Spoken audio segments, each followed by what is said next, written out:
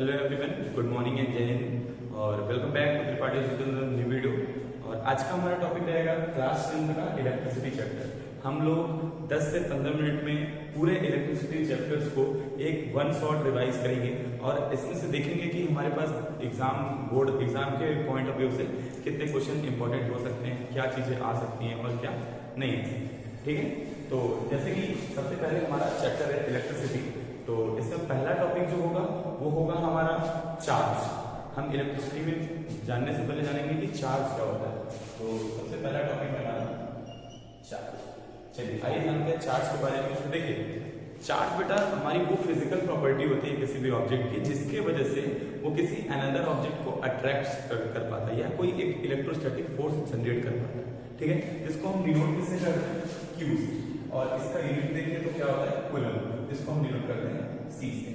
ठीक है, चार्ज की प्रॉपर्टीज के बारे में बात कर लें तो मिनिमम हम लोग 3 से 4 प्रॉपर्टी चार्ज की जानते हैं, जहां से एक नंबर का एमसीक्यू बनने के चांसेस ज्यादा होते हैं। जैसे पहला कि चार्ज हमारा जो होता है वो दो तरीके के हो सकते हैं, एक सेम पोलैरिटी हो सकती है और एक अपोजिट पोलैरिटी। जैसे मान लीजिए प्लस है और माइनस है।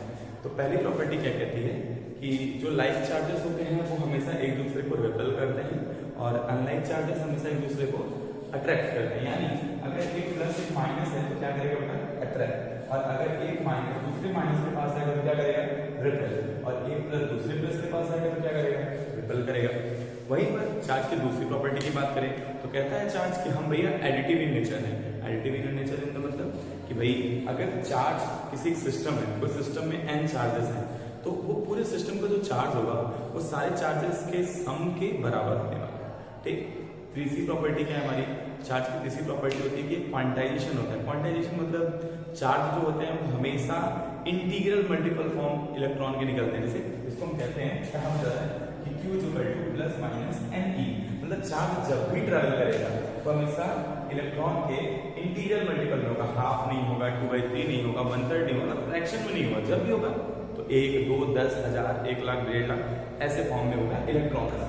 ठीक है, तो यहाँ से अप्रोक्सीमेट 1 मार्क्स का एमसीक्यू बनता है कि 1 कूलम में कितने इलेक्ट्रॉन हो सकते हैं या 1 इलेक्ट्रॉन में कितने चार्जेस हो सकते हैं, 10 इलेक्ट्रॉन में कितने चार्जेस हो सकते हैं। तो पहला 1 मार्क्स हमारा यहाँ से आता है। ठीक है, इसके आने के चांसेस ज्यादा होते हैं। वहीं पे अगर हम दूसरी तरफ बात करें तो चार्ज की लास्ट प्रॉपर्टी होती है कि कंजर्वेटिव होती है। कंजर्वेटिव इन द सेंस कि charge can neither be created nor be destroyed, it can change only one form to the another form. Charge को हम क्रिएट नहीं कर सकते, ना ही डिस्ट्रॉय कर सकते हैं, केवल इसको एक जगह से दूसरे जगह, एक फॉर्म से दूसरे फॉर्म लेके जा सकते हैं। ठीक है, तो पहला टॉपिक है ना। उसके बाद अगर हम दूसरी बात करेंगे तो हम बात करेंगे कंडक्टर की। चार्ज को कितने टाइप में बांटा, चार्ज के बेसिस पे हम सब्सटेंस को कितने पार्ट्स में बांट सकते हैं। हम कहेंगे सर एक होता है कंडक्टर, दूसरा होता है सर इंसुलेटर, ठीक है, और तीसरा होता है हमारा सेमीकंडक्टर। अभी फिलहाल हमको क्लास 10 के बेसिस पे इतने ही पढ़ने हैं, फिर हम पढ़ेंगे इसमें कि डायरेक्ट्रिक्स होते हैं, बहुत सारी चीजें होती रहती हैं। तो कंडक्टर क्या होता है बेटा, देखो वो सब्सटेंस जो अपने अंदर से चार्ज को इजिली फ्लो होने दे वो कंडक्टर है, जो ना होने दे वो इंसुलेटर है, और जो किसी सर्टेन कंडीशन पे होने दे वो हमारा सेमीकंडक्टर है। ठीक है, अच्छा इसके बाद हम लोग पढ़ते हैं इसमें इलेक्ट्रिक पोटेंशियल के बारे में, फिर करंट के बारे में पढ़ेंगे, फिर हम आगे बढ़ते रहेंगे। तो जैसे मान लीजिए या करंट को पहले पढ़ लेते हैं। करंट क्या होता है, तो देखिए करंट को कहा क्या जाता है कि rate of flow of charge क्या कहलाता है हमारा करंट। मतलब एक तरीके से कह सकते हैं कि I बराबर होता है dQ/dt, मतलब किसी एक सर्टेन टाइम चेंज में कितना चार्ज फ्लो हुआ है किसी सब्सटेंस से, किसी भी मटेरियल से या कहीं किसी भी कंडक्टर से, तो वो क्या कहलाता है हमारा करंट। ठीक है, करंट की कोई यूनिट होती है हमारी एम्पियर। हम लोग एक्सप्लेन ज्यादा नहीं करेंगे क्योंकि वन शॉट है तो आराम से इजीली इसको बस समझने की कोशिश करेंगे। ठीक है, और इसको डिनोट करते हैं बेटा किससे, ए से।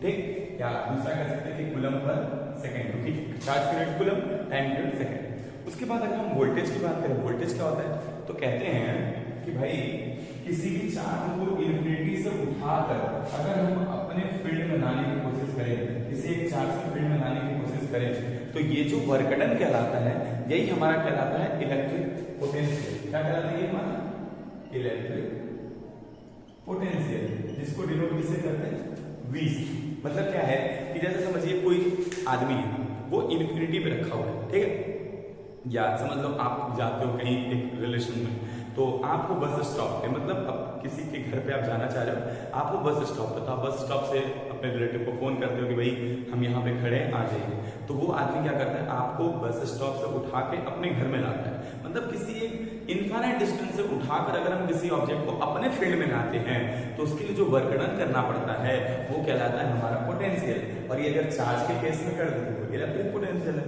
ठीक है। तो इसको डिनोट करते हैं V से। अब ओम्स जो थे उन्होंने इस चार्ज इलेक्ट्रिक पोटेंशियल को और करंट को एक रिलेट करने की कोशिश की। तो इन्होंने एक एक्सपेरिमेंट किया, ओम्स एक्सपेरिमेंट में। तो उनको पता क्या चला इसमें, उन्होंने ये देखा, उन्होंने ऑब्जर्व क्या किया, उन्होंने ऑब्जर्व किया कि भाई जो भी वोल्टेज होता है वो डायरेक्टली प्रोपोर्शनल होता है करंट। ध्यान दीजिएगा, ओम्स ये कहते नहीं है, बोलते कुछ और है और लिखा कुछ और जाता है। वो बोलते हैं कि किसी भी सर्किट में जो करंट फ्लो हो रहा है वो उसके पोटेंशियल जो अक्रॉस उसके पोटेंशियल हम गिवन कर रहे हैं, इनपुट दे रहे हैं, उस पर डिपेंड करता है। मतलब बोलते क्या है कि I प्रोपोर्शनल टू V। तो एक तरीके से हम इसको ये लिखते हैं। और प्रोपोर्शनलिटी हटाते हैं बच्चों को, हमें पता है कि जब कभी भी अगर हम प्रोपोर्शनलिटी हटाते हैं तो एक कांस्टेंट आता है।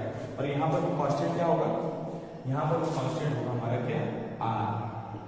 ये R क्या है, R है बेटा हमारा रेजिस्टेंस। R को हम क्या कहते हैं, रेजिस्टेंस, ठीक है।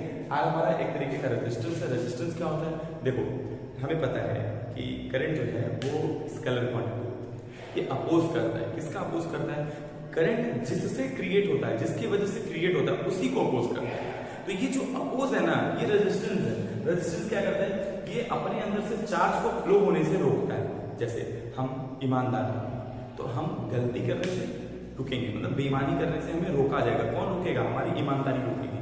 ये एक प्रॉपर्टी है, इनहेरेंट प्रॉपर्टी है ऑब्जेक्ट की, रेजिस्टेंस, ठीक है। अच्छा, रेजिस्टेंस R, इसको डिनोट करते हैं R से। इसका यूनिट जो होता है, ये किसने लाया इसको, ओम ने। तो इसका यूनिट क्या होता है, ओम।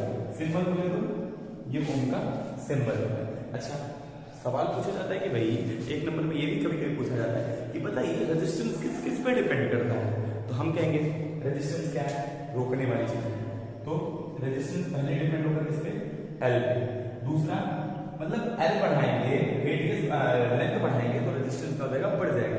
वहीं पर अगर हम एरिया को बढ़ा दें तो रेजिस्टेंस क्या हो जाएगा, घट जाएगा, ठीक। अगर दोनों को कंबाइन करें तो क्या होगा बेटा, R proportional to L by A, proportionality हटेगी, फिर से कांस्टेंट आएगा और उस कांस्टेंट को क्या कहेंगे, रेजिस्टिविटी, ठीक है, ठीक है।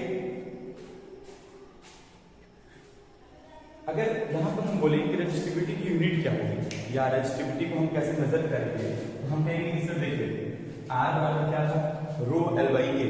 तो हम ये देखेंगे कि सर रो बराबर कितना हो जाएगा, R A by L। R की यूनिट कितनी बेटा, ओम। एरिया की यूनिट क्या होती है, मीटर स्क्वायर। और लेंथ की यूनिट क्या होती है, मीटर। मीटर से मीटर चला गया, कितना है, रो। बात समझे। तो एक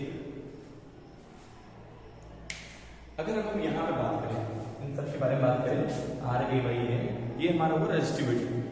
ओम्स लॉ हुआ, करंट क्या हुआ, इलेक्ट्रिक पोटेंशियल हुआ, और रेजिस्टेंस हुआ, रेजिस्टिविटी हुई, चार्ज हुई, इन सब के बारे में हमने पढ़ा।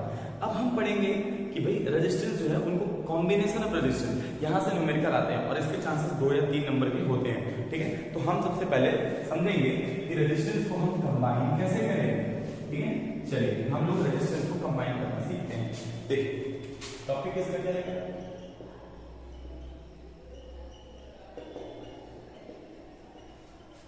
Combination of resistance.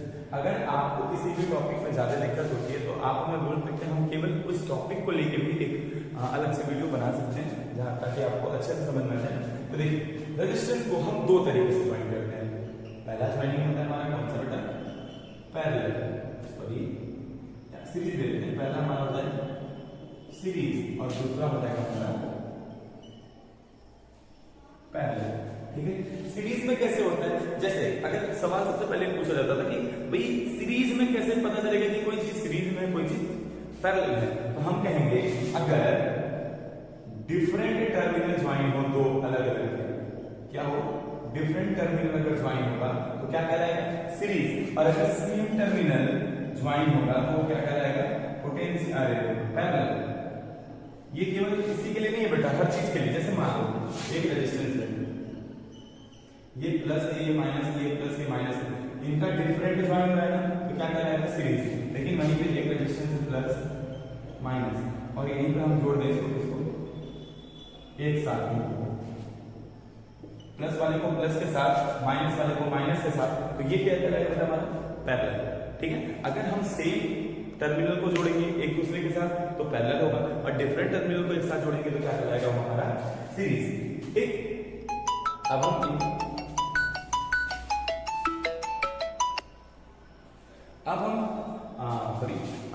बात करेंगे इनके बारे में कि भाई अगर सीरीज है, पैरेलल है, तो कंबाइन करेंगे कैसे।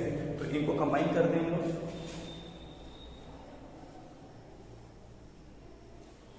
चलिए, तो सबसे पहले हम बात करते हैं सीरीज के लिए। ठीक है, जल्दी करेंगे। सीरीज मान लीजिए 3 रेजिस्टेंस के लिए लेके चलते हैं। ये हमारा बेटा R1, ये हमारा R2 और ये है R3। अच्छा देखिए, अगर टर्मिनल बदलता है बेटा तो पोटेंशियल भी क्या हो जाता है, बदल जाते हैं। मतलब यहाँ पर V1, V2 और V3। देखिए करंट जो पास होगा सबसे पास क्या होगा, I। क्यों? क्योंकि I हमारे एक सीरीज में कभी बदलता नहीं है और पोटेंशियल बदलते हैं।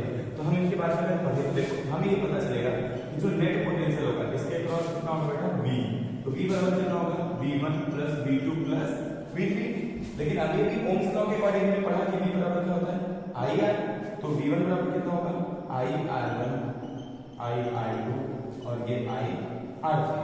ठीक है, अगर यहां से देखें I को लेंगे कॉमन तो क्या हो जाएगा, R1, R2, R3, I से I cancel and R is one implies that R1 plus R2 plus R3। ठीक है बेटा, ये था सीरीज के लिए। वहीं पर हम पैरेलल की बात कर रहे हैं। किसकी बात कर रहे हैं, मान लीजिए हम पैरेलल कॉम्बिनेशन बात करते हैं।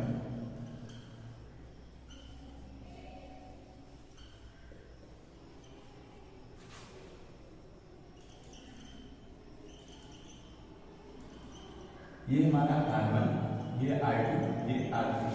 ठीक है, इनका टर्मिनल सेम बेटा सबका, क्योंकि हमने पढ़ा भी कि सेम टर्मिनल जब ज्वाइन होता है तो क्या होता है, पैरेलल। टर्मिनल सेम है तो वोल्टेज नहीं बदलेगा, लेकिन करंट तो टूटेगा ना। यहाँ से I आ रहा था, यहाँ हुआ I1, यहाँ हुआ I2 और यहाँ हुआ I3।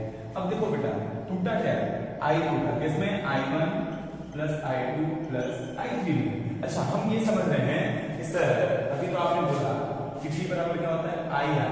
तो I बराबर कितना होगा, V बाई R होगा। ठीक है, देखो I बराबर कितना होगा बेटा, V बाई R। I1 बराबर V अपॉन में R1 प्लस V अपॉन में R2 और V अपॉन में R3। अगर देखें हम यहाँ से तो V हमारे पास जाएगा common, 1 upon R1 plus 1 upon R2 plus 1 upon में R3। V से V बेटा चला जाएगा और 1 अपॉन R2 बेटा जाएगा 1 अपॉन में R1, 1 बाई R2 और 1 अपॉन में R3। ये हमारा किसके लिए, पैरेलल, और ये हुआ हमारा किसके लिए, सीरीज। ठीक है, इस पे 1 नंबर 2 नंबर के न्यूमेरिकल हमारे पास आते हैं। एक न्यूमेरिकल हम लगाएंगे, इसके बाद हम पढ़ेंगे अपने टॉपिक को पावर के। ठीक है,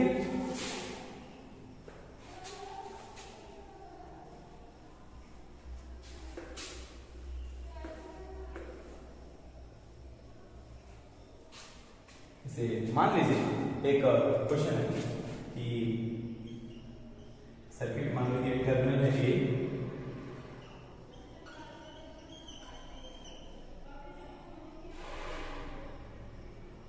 ऐसे लेते हैं A और ये रहा B। ठीक है,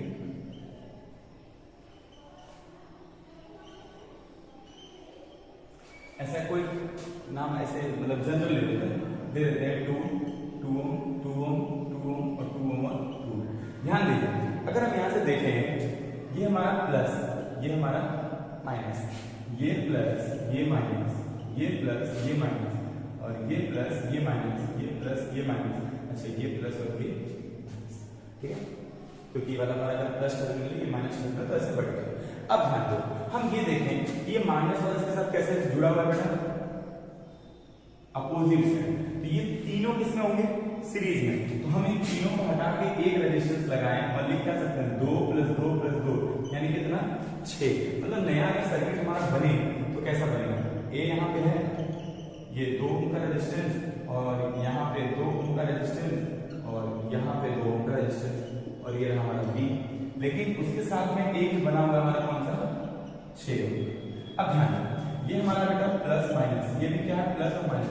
देखो ये दोनों कैसे जुड़े हुए हैं, प्लस प्लस जुड़े हैं और ये दोनों कैसे जुड़े हैं, माइनस माइनस जुड़े हैं। मतलब सेम टर्मिनल है तो कैसे होगा, पैरेलल होगा। इसको कैसे सॉल्व करेंगे, 1/2 1/6 इसके बराबर 1/r के बराबर।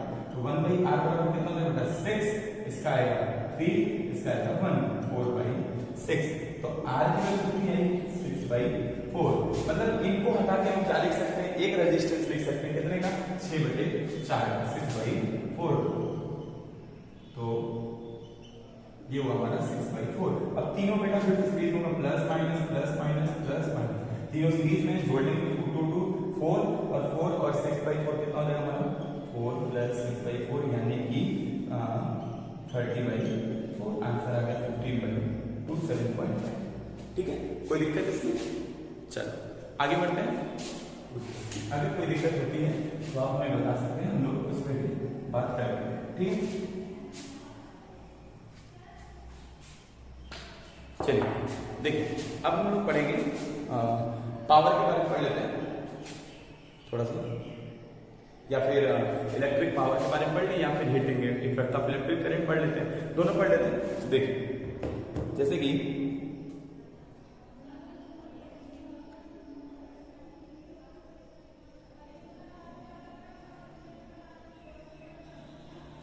देखो जो पावर होता है किसी भी सर्किट का पावर क्या होता है, जैसे 3 चीजें होती हैं। देखिए एक होता है वर्क, एक होता है एनर्जी और एक होता है पावर। एक क्लास 9 में हम दोनों के बारे में पढ़ा है। वर्क क्या है, हम किसी भी ऑब्जेक्ट के ऊपर फोर्स लगाएं और वो कुछ डिस्प्लेस हो जाए, कुछ चेंज लाए, अपने पोजीशन में चेंज लाए, अपने स्पीड में चेंज लाए, अपने डायरेक्शन में चेंज लाए, तो हम क्या कहते हैं कि भाई हमारा वर्क हुआ है। और उस वर्क को हम कर सकते हैं या नहीं कर सकते, ये हमारी कैपेसिटी है या नहीं है, ये कौन बताता है, एनर्जी। और उसी वर्क को हम कितने देर तक कर सकते हैं, ये कौन बताता है, पावर। कौन बताता है, पावर। तो इलेक्ट्रिक पावर को बेटा हम लोग डिनोट करते हैं P से और फॉर्मूला इसका होता है V। ठीक है, तो पावर बराबर होता है V × I। अच्छा वहीं पे अगर इसकी यूनिट की बात कर ले तो यूनिट होता है कितना, वॉट। कहीं कहीं kWh भी होता है। मान लीजिए एक नॉर्मल ले लेते हैं कि अगर कहीं कहीं kWh में दिया हुआ है, ठीक है, किलोवाट आवर। अगर सवाल पूछा था इसमें कि 1 किलोवाट आवर में कितने जूल, देखो कितने जूल होगा, इसको कन्वर्ट करने के लिए क्या देखेंगे, देखो ये 1 किलोवाट आवर जो है ये पावर नहीं है, ये एनर्जी है, लेकिन हीटिंग एनर्जी हो सकती है। कैसे निकालेंगे, देखो 1 किलो यानी 1000, ठीक है, वॉट है, वॉट को गिना देते हैं, आवर को क्या कहते हैं 60 मिनट्स, एक आवर में 60 मिनट और 1 मिनट में कितने सेकंड, 60 सेकंड। ठीक है, और यहाँ पर क्या आता है हमारा वॉट। तो कितना हो जाएगा ये हमारा 6 6 36, कितने जीरो, 3 इधर 2 इधर, सही है 10 की पावर। लेकिन इसको हम लिखते कैसे, 3.6 × 10 की पावर 6।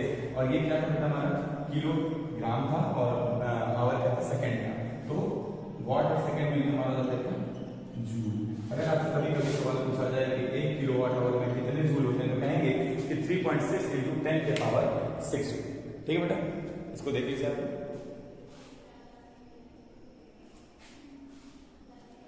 अगर देखो हमने बोला कि P बराबर क्या होता है सर, VI होता है, आपने कहा।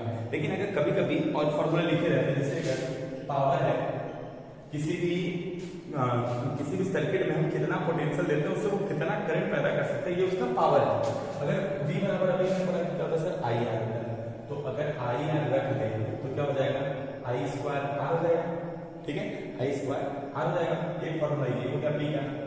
दूसरा अगर हम लोग I की जगह V/R रखते हैं, क्या रखते हैं, V/R, तो P बराबर कितना हो जाता है, V² कभी कभी सवाल पूछता है heating effect of electric current क्या होता है। तो देखो बेटा, अगर हम मान लो जैसे ये हमारा कंडक्टर है, इससे हम लगातार करंट पास करा रहे हैं, करंट पास करा रहे हैं, करंट पास करा रहे हैं, तो इसका जो रेजिस्टेंस होगा वो इलेक्ट्रॉन को अपने पास रोक रहा होगा। इलेक्ट्रॉन कैसा एनर्जी है, निगेटिव एनर्जी है, तो वो जब रखता होगा उसके पास एनर्जी की वजह से उसके अंदर क्या क्रिएट होता होगा, हीट क्रिएट होता होगा। ठीक है, अगर वो हीट निकालना है, जो हीट होता है H, वो कितना होगा, हीट हमारे पावर की वजह से जनरेट हो रहा है और उस पावर को कितने टाइम तक हम दे रहे हैं, मतलब P इंटू टी। तो P क्या था हमारा I स्क्वायर R और T क्या है बेटा टाइम। तो अगर सवाल आपसे पूछा जाएगा कि हीट कितना होता है तो कहेंगे कि S बराबर होगा I स्क्वायर RT, मतलब करंट बढ़ाएंगे हीट बढ़ेगा, रेजिस्टेंस बढ़ाएंगे हीट बढ़ेगा, और ज्यादा टाइम तक लेके जाएंगे तो हीट बढ़ेगा। हीट एनर्जी है तो ये हम लिख सकते हैं क्या, जूल। तो आज के लिए इतना ही। हम लोगों ने पूरा इलेक्ट्रिसिटी को एक वीडियो में कवर किया, जो भी 20 मिनट 15 मिनट हमारे पास हुआ है। ठीक है, और इसमें अगर कहीं भी किसी भी टॉपिक्स में आपको अगर डाउट होता है, कोई टॉपिक स्पेशली पढ़ना है तो आप हमें बता सकते हैं, उसके बारे में भी आपको वीडियो मिल जाएगी। ठीक है, चलिए थैंक यू, जय हिंद।